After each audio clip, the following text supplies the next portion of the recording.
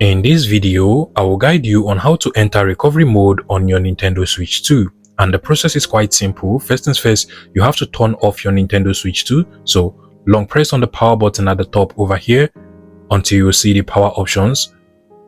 Now go ahead and turn off your Nintendo Switch 2 by clicking on power options, and then just go ahead and click on the turn off option over here.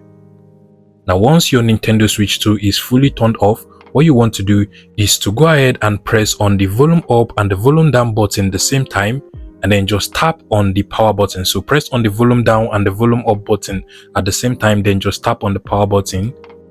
Make sure you keep your fingers on the volume up and the volume down button at the same time while the Nintendo Switch 2 reboots. And just like so, you should be on the recovery mode of your Nintendo Switch 2. Now from here, you can go ahead and update the system software, factory reset your Nintendo Switch 2 without deleting saved data, or just factory resetting the Switch 2 and clearing up everything as though it is brand new. Meanwhile, if you actually want to come outside of the recovery mode, what you just want to do is to go ahead and long press on the power button one more time.